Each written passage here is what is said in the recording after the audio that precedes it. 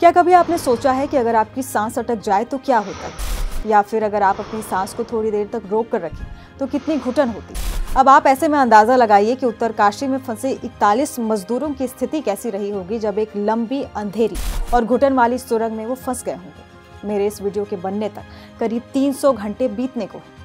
नमस्कार, आप देख रहे हैं जागरण.com और मैं हूं आपके साथ जया तिवारी। आज हम आपको बताएंगे दुनिया के सबसे मुश्किल और संभवतः सबसे बड़े रेस्क्यू मिशन के बारे में। उत्तरकाशी, जो जमीन से करीब 3799 फीट ऊंचाई पर है, पहाड़ियों पर, जहां एक जगह से दूसरी जगह जाना मुश्किल होता है, और ऐसे में इतना बड़ा रेस्क्यू मिशन किसी चमत्कार की तरह।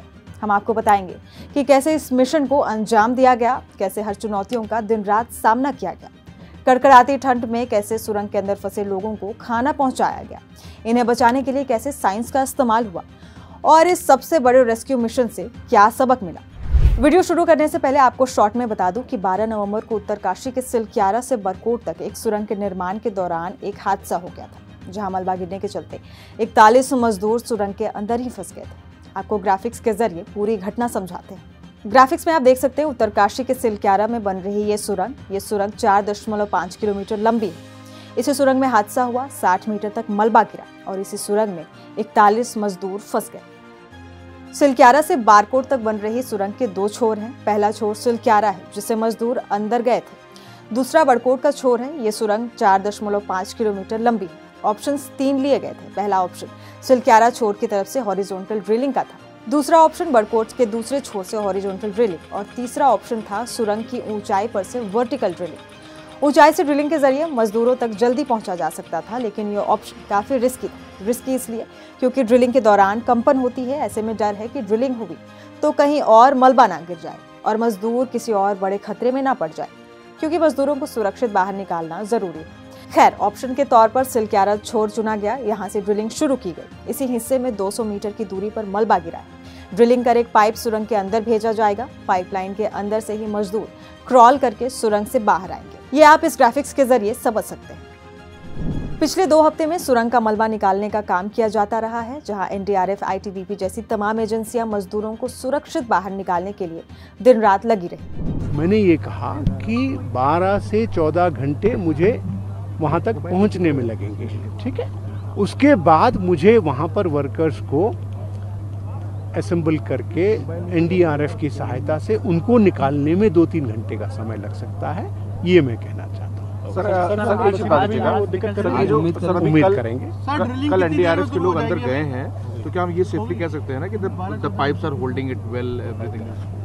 Yes, we can always. And वो उसके माउथ दूसरी साइड तक गए हैं ना, तो एनडीआरएफ के लोग अंदर से माउथ तक तो नहीं जा सकते हैं। नहीं, जहाँ तक ब्लॉकेज था तो काटा ही ऐसे है, नहीं तो अगर माउथ के मुंह तक पहुंचेंगे नहीं तो काटेंगे कैसे। अब समझिए कि सुरंग में जो ड्रिलिंग की जा रही है वो कैसे की जा रही है। ड्रिलिंग के लिए जो मशीनें यूज हो रही हैं वो कैसे काम करती हैं, और इस रेस्क्यू मिशन के लिए कौन सी मशीनों का इस्तेमाल किया जाता रहा। ड्रिलिंग के लिए अमेरिकी ऑगर मशीन का इस्तेमाल किया गया। 25 टन वजन वाली ये मशीन हर घंटे 5 टन मलबा निकाल सकती है। ऑगर मशीन करीब 10 घंटे में 50 मीटर खुदाई करने की क्षमता रखती है। मशीन को 3 भारतीय वायुसेना विमानों ने दिल्ली से एयरलिफ्ट किया था, क्योंकि ये बहुत भारी मशीन है। इससे पहले चिन्यालीसौर हवाई अड्डे पर उतारा गया था, बाद में रोड के जरिए सुरंग के पास लाया गया था। रेस्क्यू के लिए डीआरडीओ ने 20 किलो और 50 किलो वजन वाले 2 रोबोट भी सुरंग के अंदर भेजे। साथ ही ड्रोन का इस्तेमाल भी किया जा रहा है। ऑपरेशन के लिए विदेशी एक्सपर्ट को भी बुलाया गया है। So right now we've obviously got the new 6-inch pipe in, the lifeline pipe in, and so works are being done to get that fully functioning. It's got the vision at the moment, but to get it even working better, the works are being done for the augering for the evacuation tunnel, which is being drilled as well.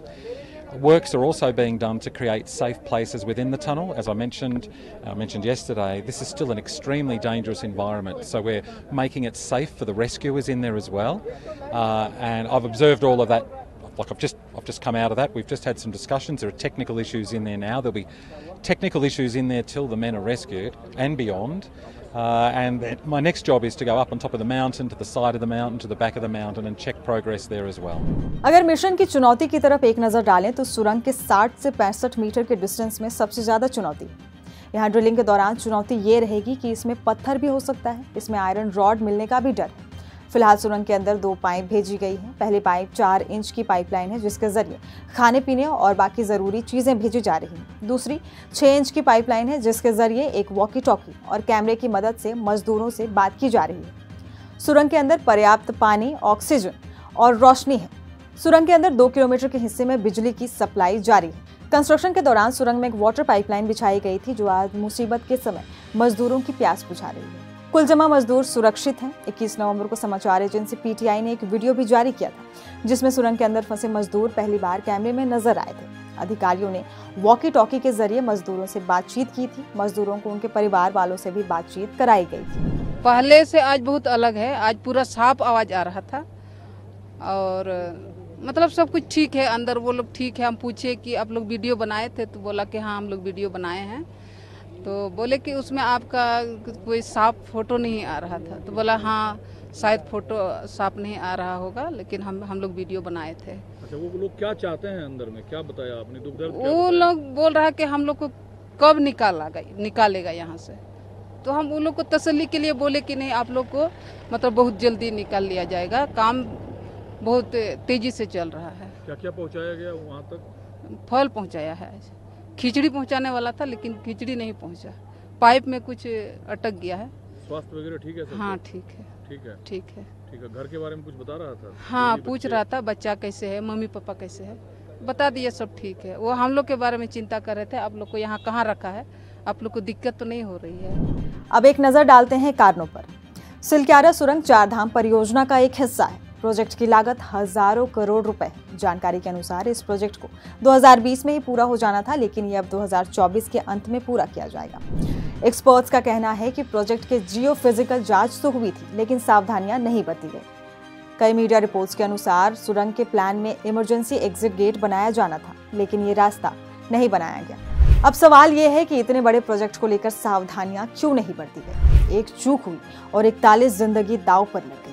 कहते हैं हर हादसा एक नई सबक देता है। इस हादसे ने कई सबक दिए। पहला ये कि पहाड़ पर खुदाई के दौरान पहाड़ के मिजाज को समझना जरूरी है, और उतना ही वहां के लोकल लोगों की राय। दूसरा ये कि खुदाई के दौरान एक्सपर्ट्स की टीम की मौजूदगी, ताकि हर अनहोनी को टाला जा सके। तीसरा ये कि प्रोजेक्ट रिपोर्ट कागज से उतरकर जमीन पर जाए तो उसका सही आकलन हो। आपको हमारा ये वीडियो कैसा लगा, हमें कमेंट बॉक्स में लिखिए, और ऐसी खबरों को विस्तार में जानने के लिए आप दैनिक जागरण के इस पेज को सब्सक्राइब कर सकते हैं। आप हमें व्हाट्सएप पर भी फॉलो कर सकते हैं। नमस्कार।